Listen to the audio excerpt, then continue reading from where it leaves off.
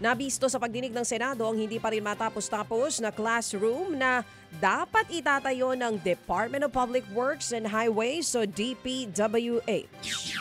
Sa hearing po kahapon, lumabas na 22 pa lamang o 22 mula sa mahigit 1,700 classrooms na dapat itatayo ng ahensya ngayong taon ang natapos. 882 classrooms naman ang under construction habang mayroon ding 882 na hindi pa nasisimulan. Kahit si DPWH Secretary Vince Dizon napailing na lamang sa datos na kanilang iprinisinta.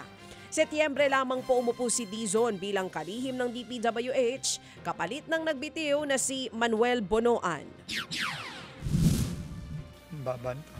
So, for 2025 po, out of 1,700 na dapat gawin, 22 pa lang po ang completed at 882 po ang ongoing.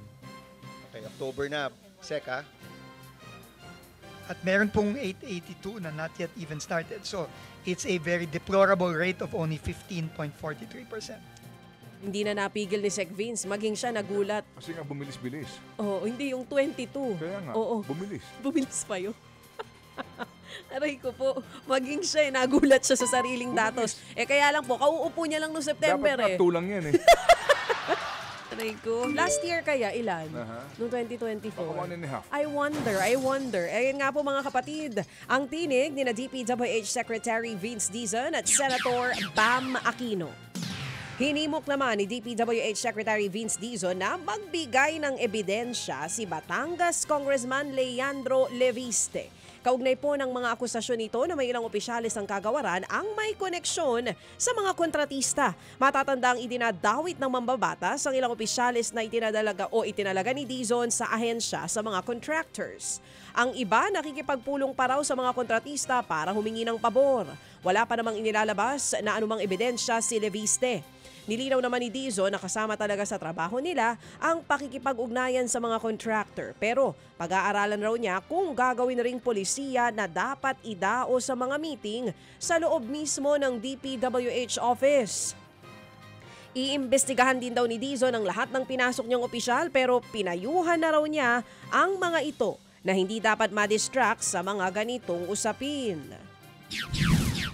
No, iimbestigahan po natin yan. Lahat ng mga pinasok natin, iimbestigahan natin kung meron bang instant na nakipag-usap sila sa kahit na sinong kontratista sa isang restaurant. Mas maganda po is, makakuha po tayo ng impormasyon. Yun po ang maganda. Mahirap po kasi yung yung magsasabi lang po tayo ng ganyan, no? At wala naman tayong ibibigay ng impormasyon.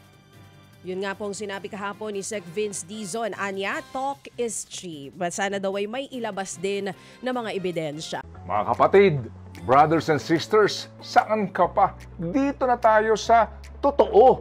Dito na tayo sa True FM. Mga kapatid, mag-subscribe and follow po kayo sa social media accounts ng True Network PH. Yan po kami. Hanapin nyo lang True Network PH, Facebook, Instagram, YouTube, TikTok, and podcast. Mapa Apple or Spotify man yan, mahahanap nyo kami. Lahat ng mga napapanood at napapakinggan nyo po sa programa, nasa social media accounts namin yan. So, paano mga kapatid? See you sa social media!